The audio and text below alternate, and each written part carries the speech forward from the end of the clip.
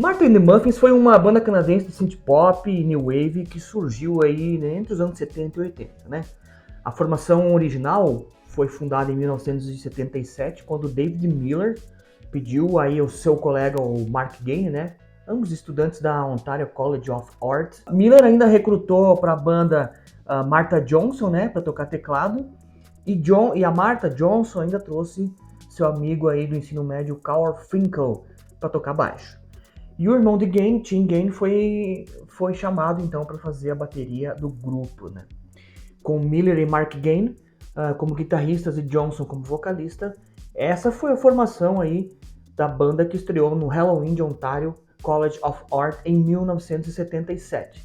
Eles escolheram o nome Martha and the Muffins para se distanciar um pouco dos nomes agressivos adotados por muitas bandas punks da época. De acordo com o Mark Gaine, o que eles queriam era que esse nome fosse temporário, porém o nome acabou durando 7 anos. E aí nesse meio tempo eles ainda chamaram o saxofonista Andy Hess, que começou a se apresentar com a banda aí no início de 78. Ele inicialmente era para ser um músico convidado, mas ele acabou ficando e ficou. O membro fundador Miller, nessa época aí, acabou deixando a banda logo em seguida. Preferiu trabalhar como engenheiro de som, né, da banda para os shows ao vivo. Ele foi substituído por Martha Lady, que havia cursado o ensino médio com os irmãos Gaine. Ela se tornou a segunda vocalista e tecladista da banda, também chamada Martha, embora Martha Johnson continuasse sendo a principal vocalista do grupo. Em 1978, eles lançam seu primeiro single de forma totalmente independente, chamado Insect Love. Essa música é uma fita demo gravada em junho de 1978, começou a circular pelos colégios, pelas rádios, pela galera, e rapidamente eles renderam um contrato de gravação com uma gravadora chamada Jim Jim, né, que era uma subsidiária da Virgin Records. E em 79, então, a banda acaba viajando para a Inglaterra para gravar o que seria o seu primeiro disco, chamado Metro Music. Hoje a gente vai conhecer um pouco mais da história da Martha and the Muffins. Vem comigo conferir.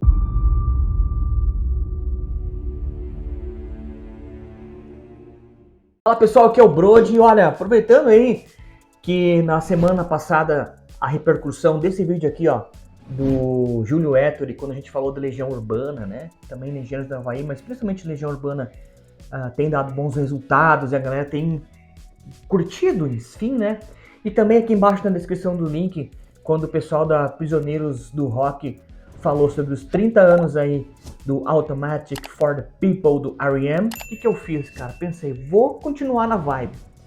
E que maneira mais legal de continuar na vibe que se não trazendo essas bandas dos anos 70 e 80 de new wave, synth pop, art rock, college rock, enfim, né, cara? E aí eu queria trazer uma banda que eu não sei se todo mundo em casa conhece, mas que hoje você vai conhecer, porque é muito legal esse disco. Chama-se Metro Music, foi lançado em 1980 pela banda Martha and the Muffins. É muito legal, a faixa de abertura Echo Beat é muito legal. E conforme o Felipe falou, né, é um dos poucos exemplos de saque no rock dos anos 80 que ainda continua bom. Tem razão, cara, essa música é muito legal. Hoje então a gente vai falar sobre Metro Music, disco de estreia da banda que completou já 42 anos, cara, 42 anos.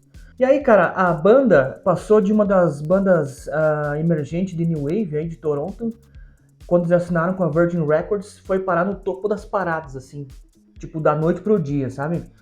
Tudo por causa desse riff de Echo Beat, né? É um riff de guitarra bem contagiante, assim, bem pra cima, bem marcante, e essa música que se encaixava perfeitamente no tédio, cara, de uma vida... se você for parar para pensar em 1980, lá no Reino Unido, naquela região toda aí, não só no Reino Unido, mas no mundo, no forma em geral, era uma vida meio que entediante, né? Então você pegar assim das 9 às 5, não que hoje não seja, hoje a gente tem mais agito, a gente tem internet, hoje tem minha vida em vinil, né, cara? Mas naquela época era diferente, as coisas eram diferentes, então era trabalhar, chegar em casa e, cara, ouvir uma música assim que deixasse pra cima, era tudo que a gente precisava naquele momento, né? E essa mudança foi uma mudança afortunada, cara, e ao mesmo tempo também tumultuada, né? Pra essa banda que tava ainda descobrindo o que eles queriam ser, sabe? Os alunos aí da Ontario College of Art, que eram o Mark Gaine e o David Miller, né? Quando eles formaram a banda em 77 com a Martha Johnson, eles não imaginavam que eles fossem chegar onde eles chegaram, né? Então, quando eles lançam um disco de estreia oficial mesmo, que é o Metro Music, né? Tiveram esse hit aí, o Echo Beat, mudou para sempre, hein? Onde a banda muitas vezes, que era experimental, estava indo o caminho que eles estavam tomando. Nesse ano aí, a banda ganhou um Juno Music Awards, né? Como single do ano de 1980. Teve certificação de ouro, né? E ficou nas paradas globais aí por muito tempo. Mas embora o Echo Beat tenha sido um grande sucesso, o álbum não gerou assim tantos outros singles, né? Paint by Number Heart foi tocado, inclusive, nas rádios canadenses, enquanto Saigon e o outro single chamado Suburban Dream foram tocados na BBC Radio 1. Além disso, ambas as músicas aparecem nas paradas de dance americana, né? O grupo contava em suas músicas, assim, histórias desapaixonadas e até espirituosas de tédio, como eu falei antes, né? Também falavam sobre saudade, sobre paranoia, tudo de uma maneira aí não muito diferente do que os Talking Heads estavam fazendo nesse ano aí, nesse momento. No entanto, cara, o que eles faziam, eles tinham assim um pouco diferente do que essas bandas tradicionais vinham fazendo, porque eles tinham uma sensibilidade um pouco mais apurada do que eles vinham fazendo, até portanto falar sobre isso, né? E diferente do que as suas bandas conterrâneas faziam, assim, eles não se deixavam levar muito a sério, né? Mas quando eles se juntaram ao produtor Daniel Lanois, aí eles viram que a coisa começou a descambar para um lado mais positivo. Echo Beat é um bom resumo assim, de todas essas qualidades, né? Todas as faixas dessa estreia que foi reeditada e remasterizada, né? Mostram aí que o seu status de apenas um hit, né? Não foi por falta de um bom material. Talvez foi falta de mau gerenciamento, quem sabe?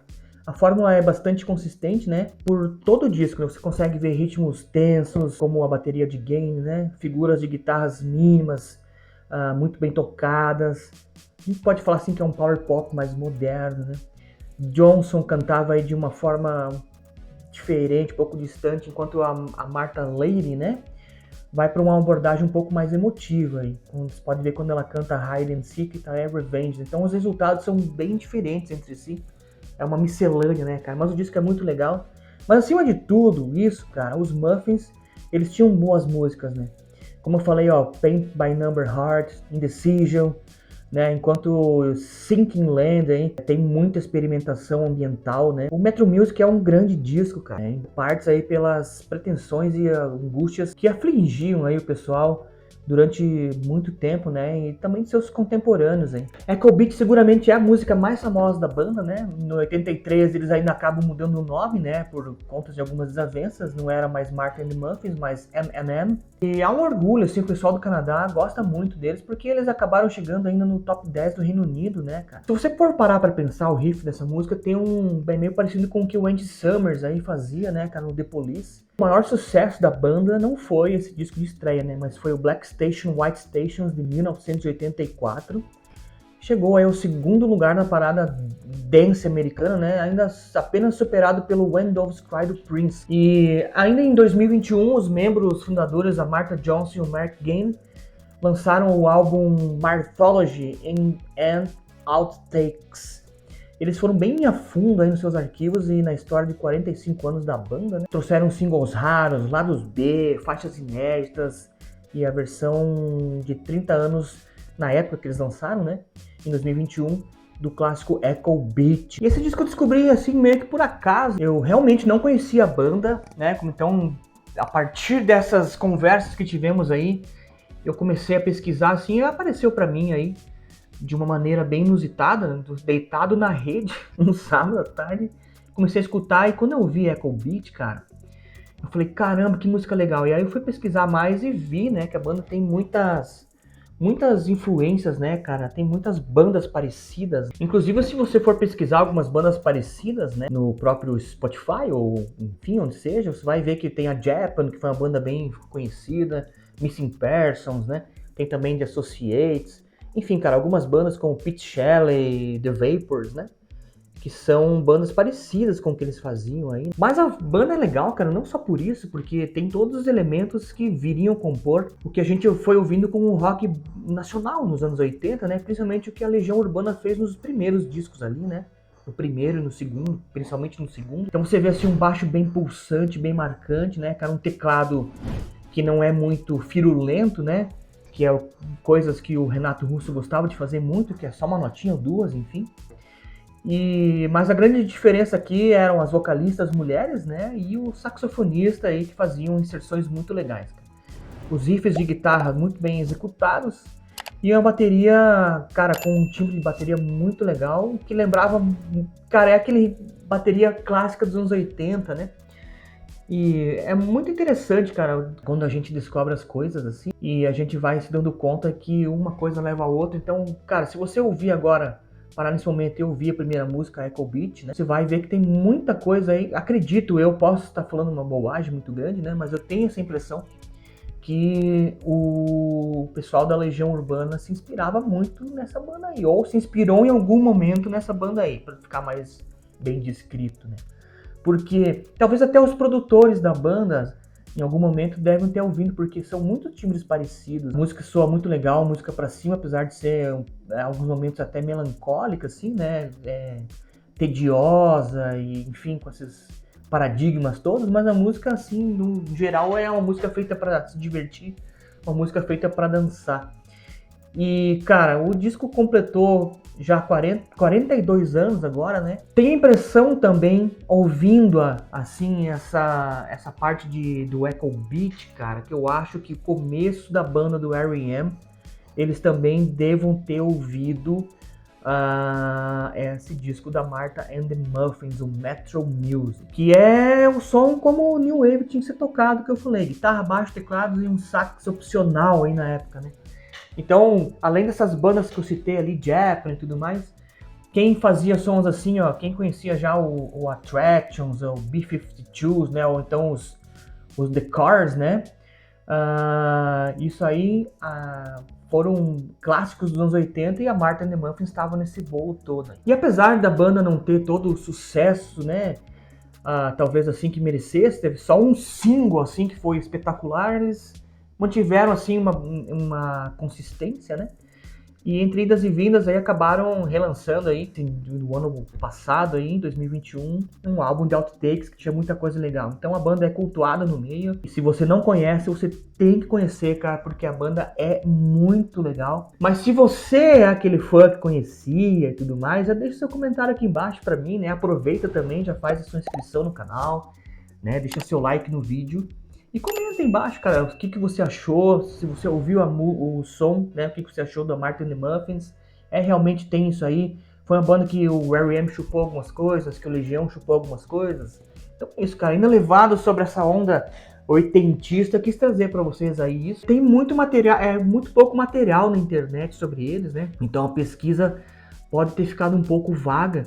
Se você tiver algo a contribuir, como eu falei, deixa o seu comentário aqui embaixo e a gente vai continuar o nosso debate aí nos comentários. Legal? Combinado? Quero mandar um abraço a todo mundo que está curtindo minha vida em vinil. De coração eu agradeço e a gente com certeza já sabe, né? Vai se encontrar num próximo vídeo. Valeu!